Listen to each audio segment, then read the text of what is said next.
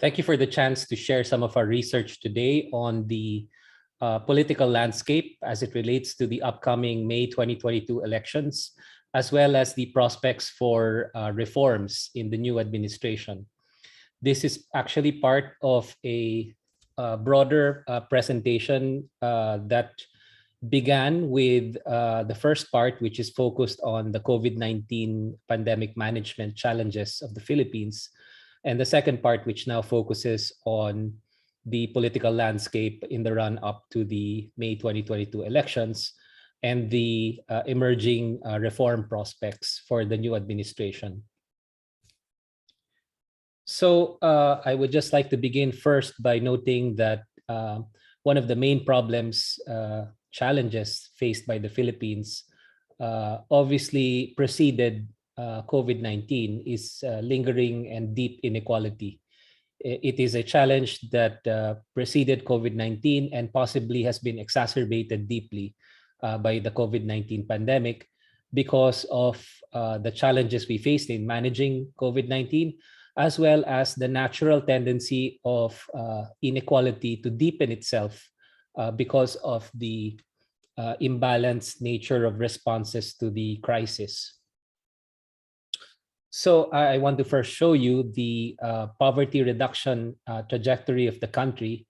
You will see in 2015 and 2018, we had a trend already of reducing poverty, possibly on the back of fast economic growth, as well as the relative success of the reforms coming in from the last administration and into the first part of this Duterte administration. There was a lot of bullishness on the Philippines as it actually was considered one of the fastest growing economies in Asia, if not the world. And the statistic between 2015 and 2018 is a reduction of poverty by roughly about 4.1 million Filipinos. Unfortunately, in the latest update on the poverty statistics, the Philippine Statistics Authority revealed that there has been an increase in the poverty rate, as well as an increase in the headcount poverty estimated by about 3.6 million Filipinos. So this actually, when juxtaposed against each other, shows a near wiping out of the poverty reduction gains between 2015 and 2021, unfortunately. And this is not entirely surprising because of the major challenges the Philippines faced in its handling of the COVID-19 pandemic. Take note also that this estimate relates to the early part of 2021. This does not even consider the deep impact, social and economic impact of the Delta variant, which affected the country in 2021 towards the later part of 2021. And of course, it doesn't even cover the period of the Omicron variant, which affected the country in early 2022. If you look at a longer time series, there is a data set provided by Social Weather Station, which actually shows the self-rated poverty statistic, which spans from May 1986 to almost the present.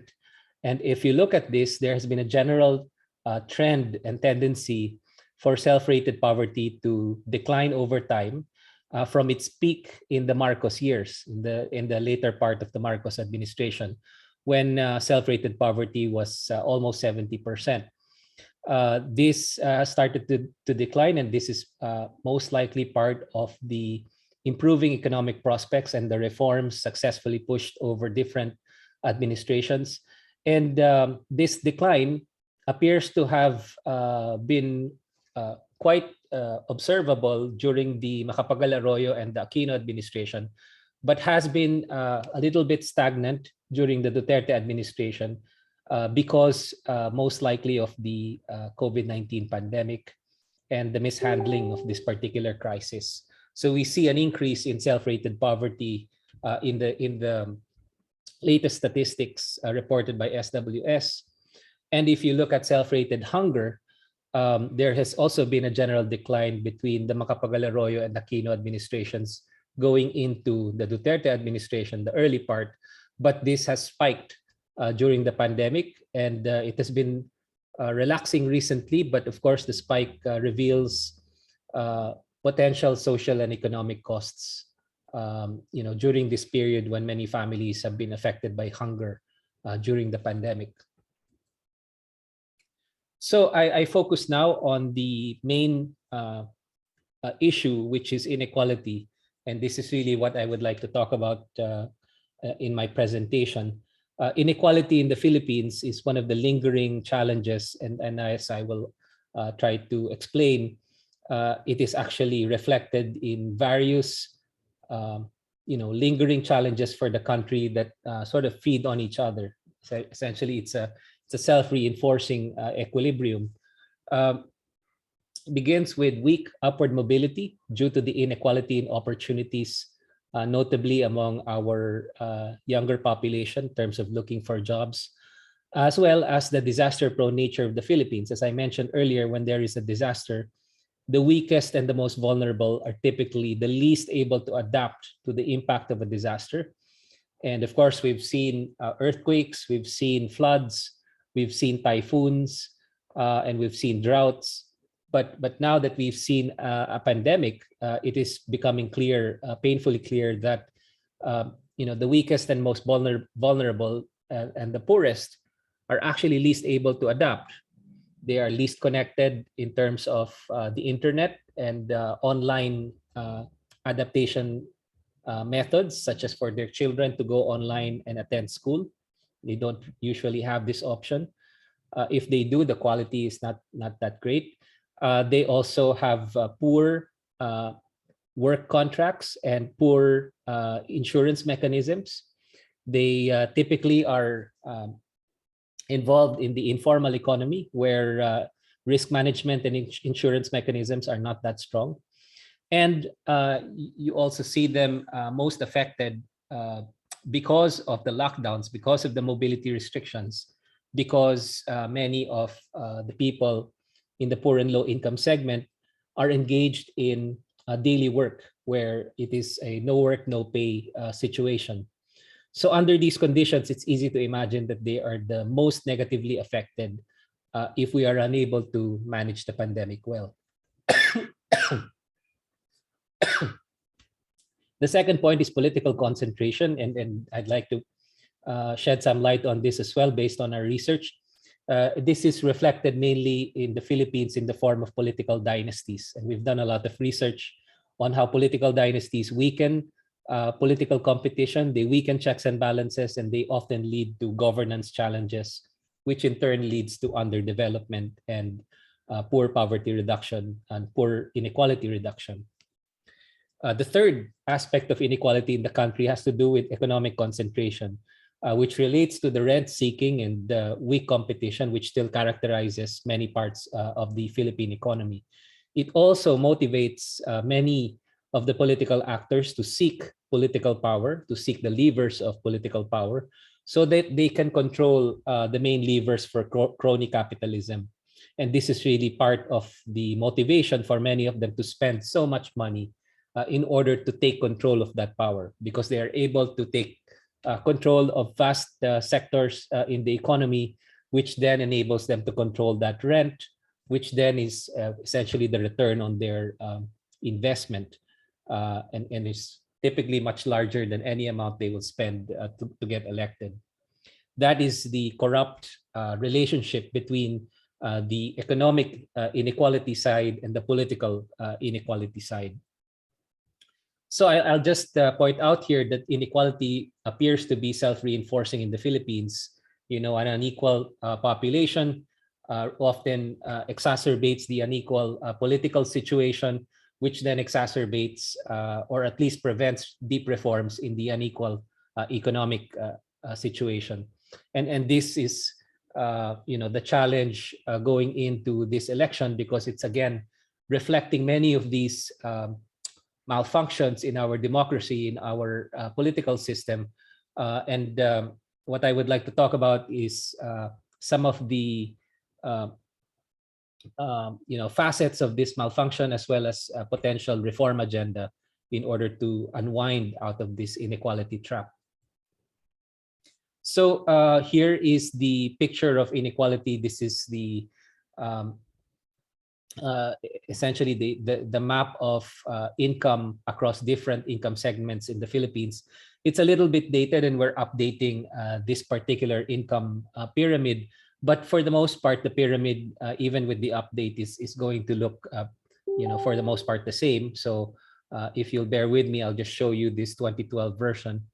There is a group of poor households at the bottom of the pyramid, amounting to about 4.2 million households.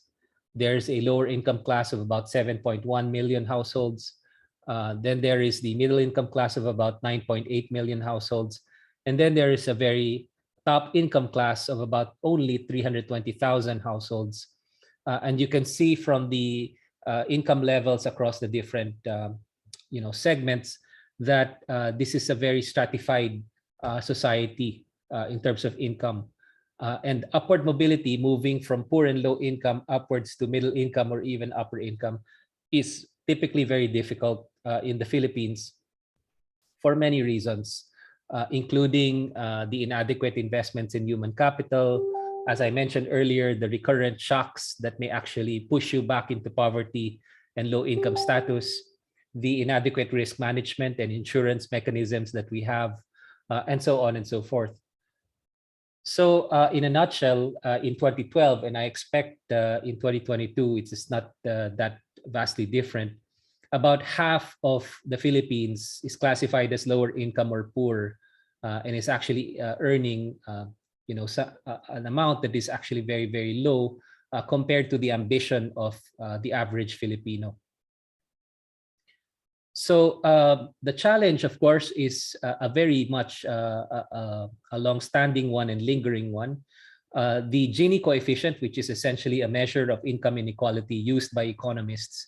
If we track this over time from the 1950s to the 2010s, essentially this is the latest estimate, we can see that the Gini has barely changed over time and is hovering at just slightly under 50, slightly over 40.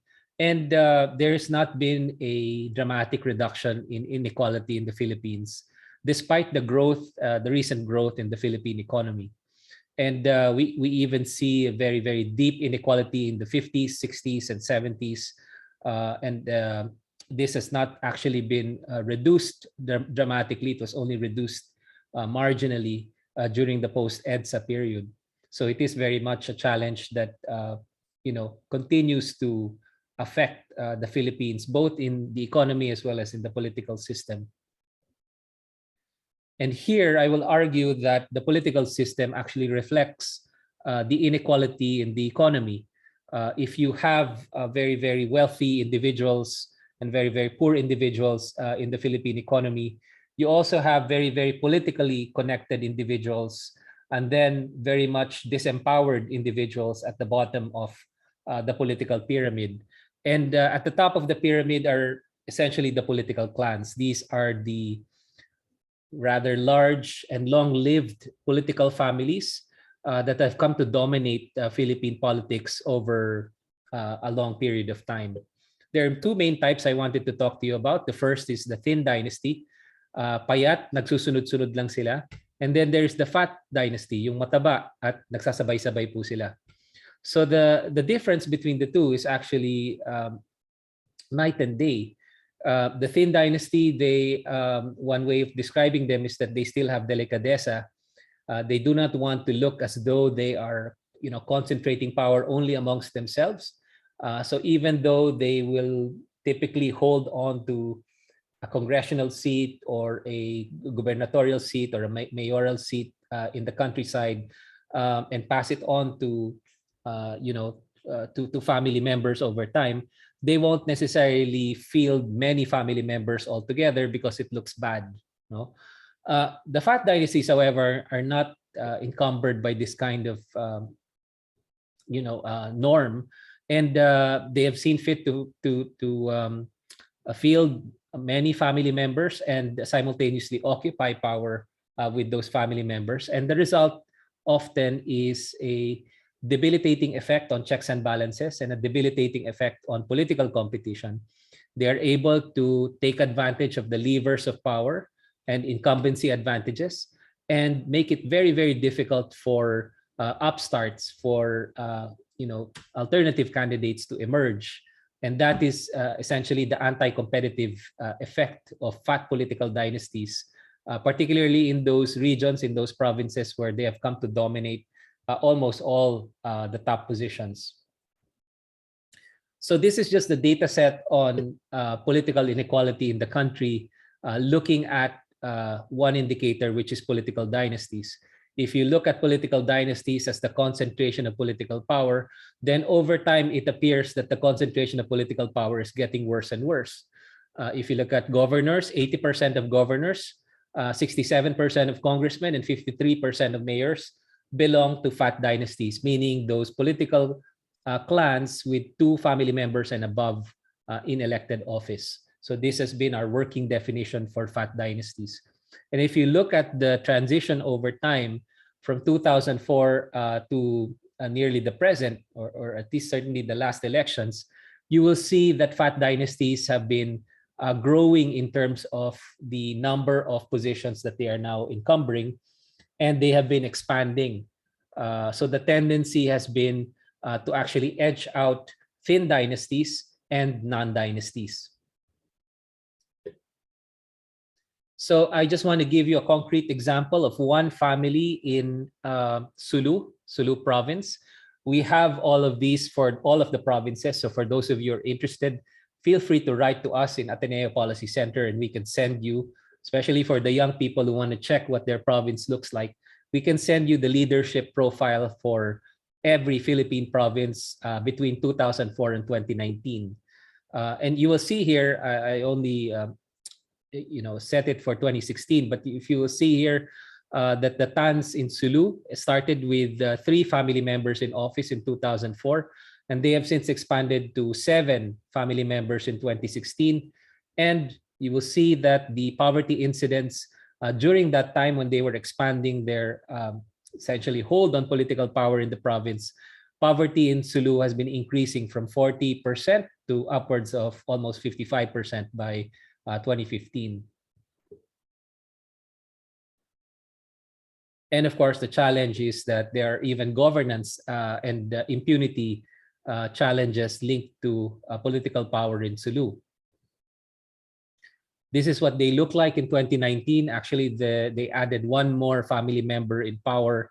And as you can see, governor, vice governor, several mayors, 1 mayor and several vice mayors, 1 congressman, and 1 councillor or several councillors in the family. Here's another example, which is Masbate. Masbate is an example of a violent political competition taking place in that province. Between 1989 and 2005, 4 congressmen in Masbate have been assassinated in very, very intense political competition, which does not translate into better policies nor innovative public management. It translates into violence. And this is the unfortunate side of competition among political dynasties, where there is intense competition, but not the kind of competition that brings about better public services or better governance. So meanwhile, while 4 congressmen died in Masbate, 1 in 2 Filipinos in Masbate during that entire period lived below the poverty line. And essentially governance in that province and development in that province has proven to be quite elusive despite the intense competition among the dynasties there. So here's what Masbate looks like in the 2019 elections, and you will see that there are 2 major political clans in Masbate, the Cos, who have been dominating Masbate, and of course, the Sichon Lanetes, who have been trying to compete with them. And it shows that, the dynasties are competing amongst themselves, and this is not necessarily producing better governance or alternative leadership for the province of Masbate, which, by the way, is one of the poorest provinces in the country. So we're looking at the May 2022 elections, and what are the prospects for reforming all of these different facets of inequality and the different development challenges faced by the country. Let's quickly review what the landscape looks like. This is Isko Moreno, who is the mayor of Manila, and his top three policy reform priorities are the pandemic response, job creation, and the creation of social infrastructure for greater inclusiveness and inequality reduction. Here is Bongbong Marcos, who is an ex-senator, and his priorities include job creation, agriculture, and tourism. Here is Vice President Leni Robredo, and her priorities are job creation, equitable healthcare, and improving and making more competitive the education system. Here is Senator Panfilo Lacson, and his priorities are budget reforms as it relates to anti-corruption, digitalization of government systems, and of course, his broader campaign against corruption in government.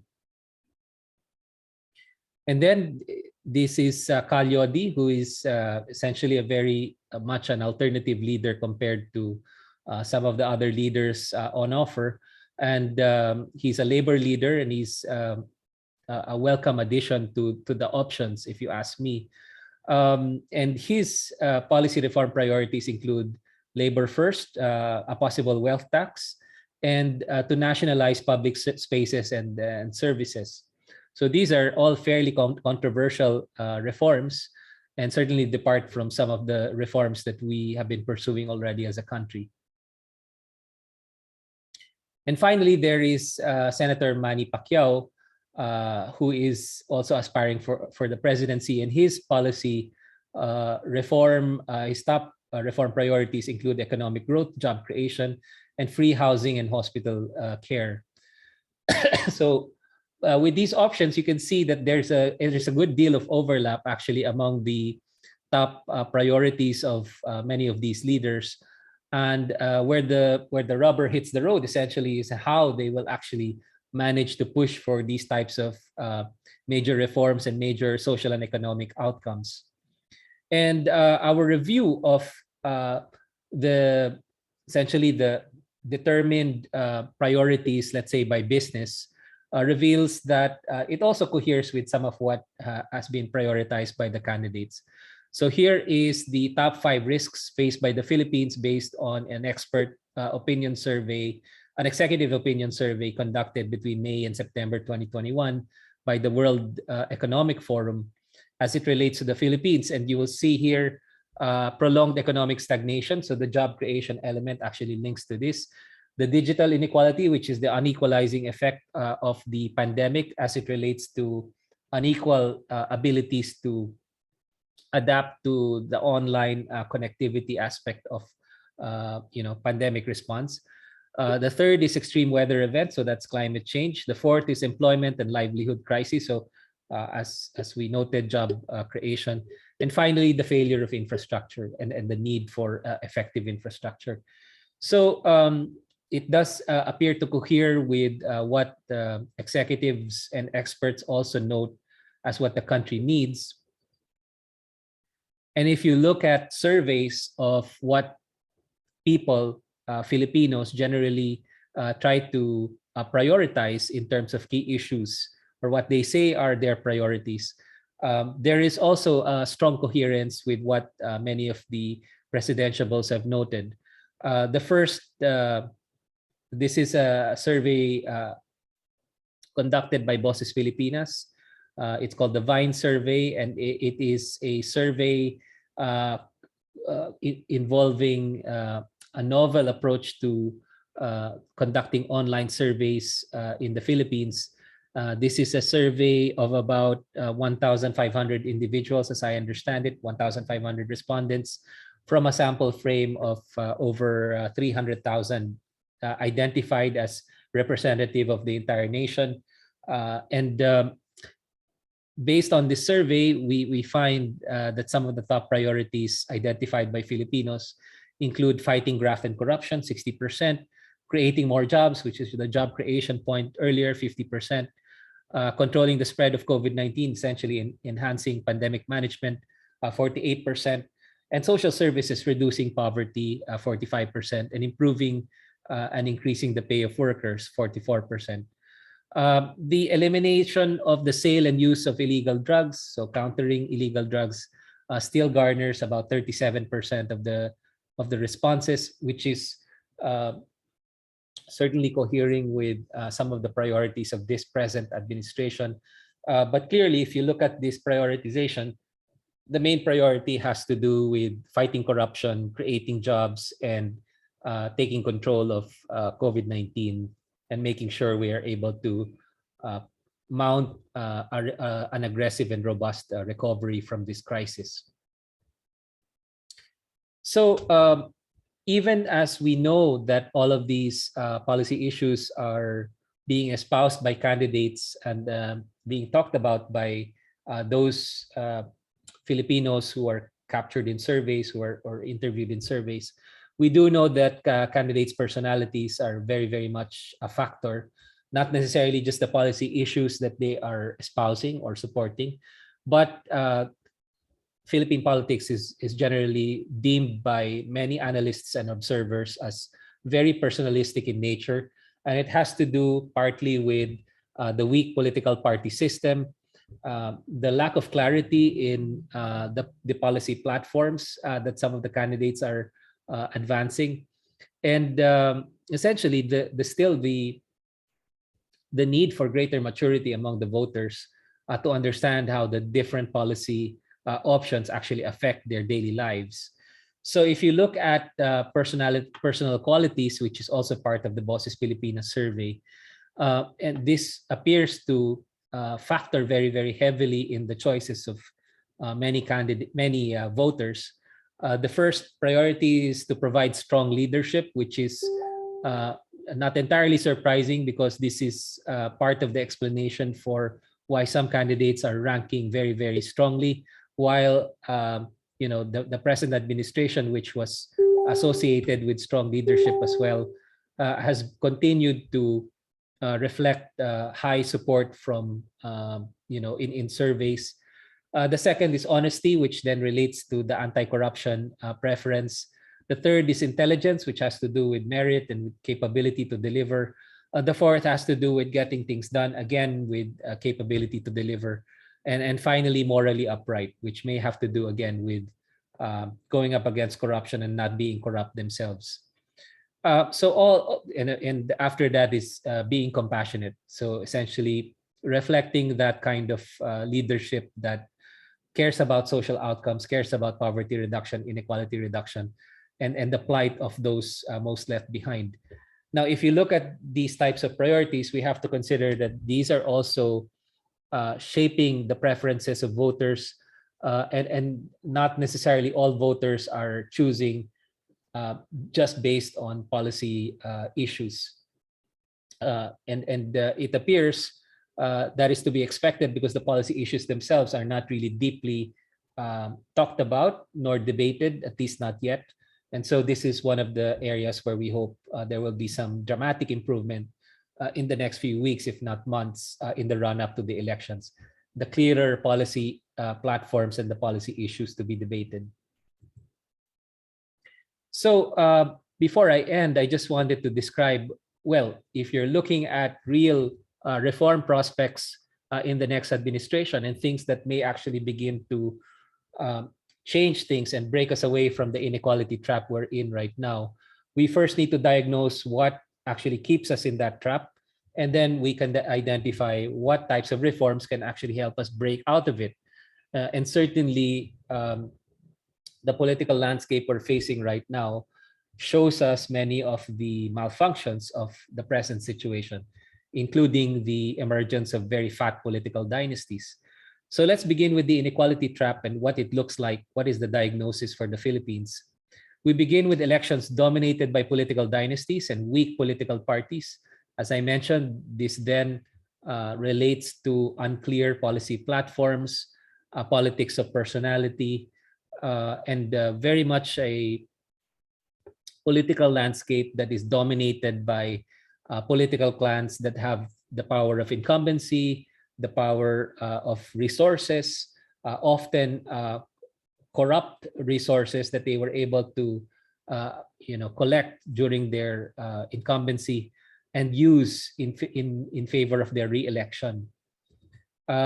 If you have that situation and the elections are dominated by political clans, political dynasties, on average, what you will have is a weak institutional reform agenda because you did not really discuss in depth all of the reforms and all of the policy issues that we needed to really base our choices on. And so that is part of the lingering challenge of our election process in the country. If you have a weak institutional reform agenda, it contributes to a continued state capture and rent seeking. And we've seen this in almost every administration, including the Marcos dictatorship, but also in the so-called reformist administrations that followed, that not all of the challenges are immediately fixed.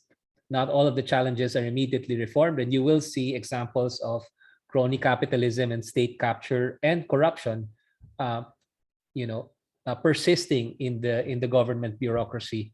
And it's very, very difficult to root it out and stop it if you don't have an overarching reform agenda that looks at how that can be changed, how that can be reformed over a longer period of time, certainly much longer than a 6-year period that a president has. So policy continuity also in that reform process is very, very important. This then leads to corruption, finance, and personality politics. So essentially, the kickbacks, the corrupted resources out of the public fisc, which then ends up in the hands of very corrupt political leaders who also tend to want to concentrate political power among themselves, among their political clans, which then is what is helping perpetuate them when they run for office again in elections. So when you have corruption, finance, and personality politics, it's unlikely that they will be reducing poverty very, very aggressively, and you will still have a very vulnerable middle class. They would not necessarily focus on these deep reforms to one extent because they are the beneficiaries of the status quo.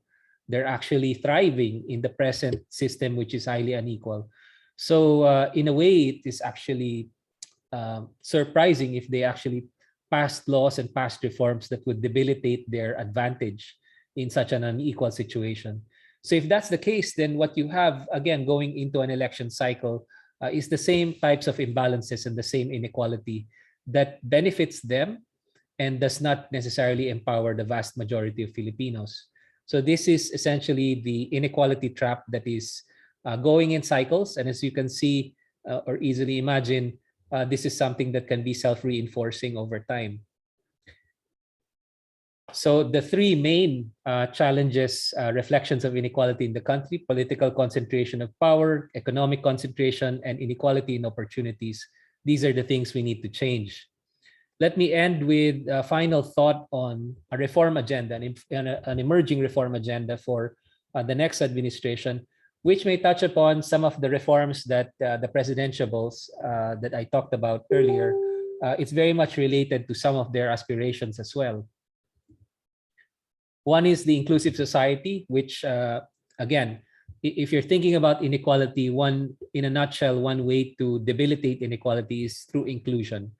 And an inclusive society, an inclusive democracy, and an inclusive economy are actually nice, very sharp ways to juxtapose the reform agenda against three baskets of reforms.